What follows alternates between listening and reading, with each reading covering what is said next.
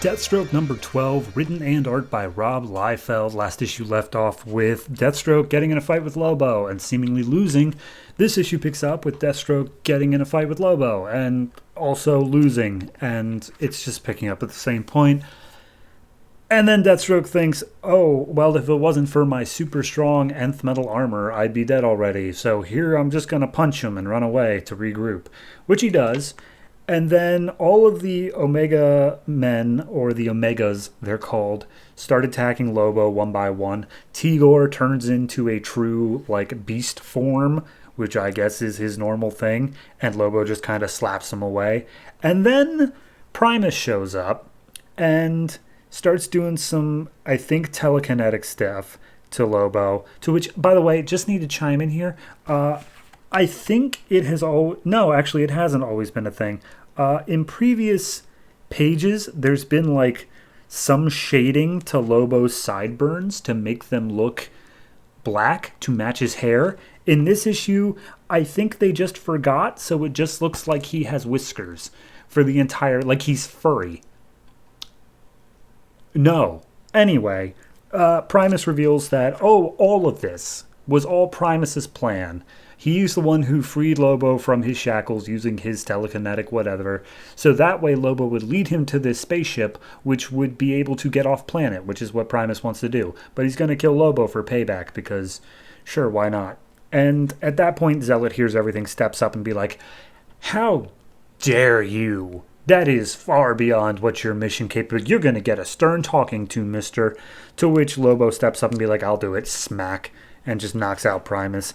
So then Zealot's about to fight him, but they keep on talking back and forth, and Lobo's like, are we going to fight or not? To which Deathstroke finally shows up and is like, actually, she was just distracting you so I could steal your bike and stab you through the stomach with it.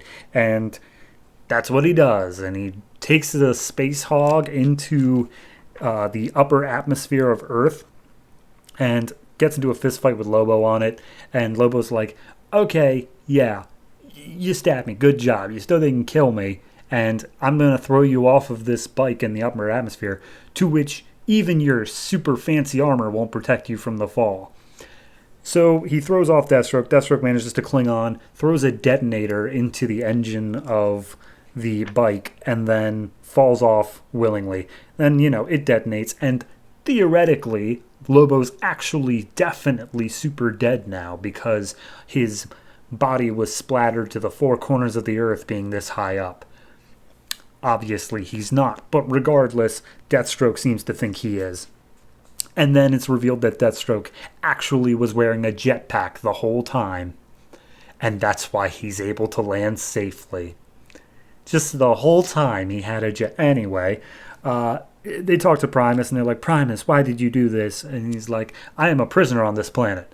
I hate it here. I wanted to go home.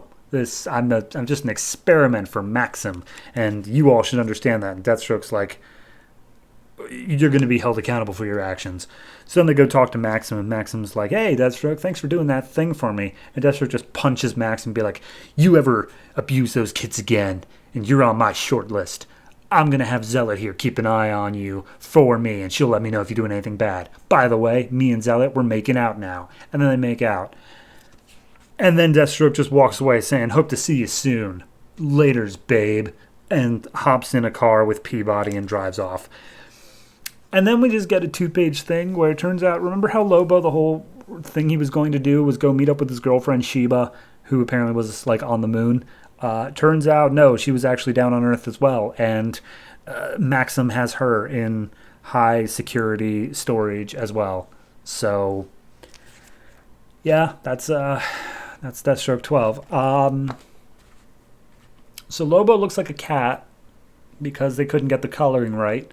The Omega Men have just been totally screwed. They think they killed Lobo, but of course they didn't. They have his girlfriend instead, which, being the last Zarnian and then having a girlfriend who's also a Zarnian, just kind of ruins it a little bit.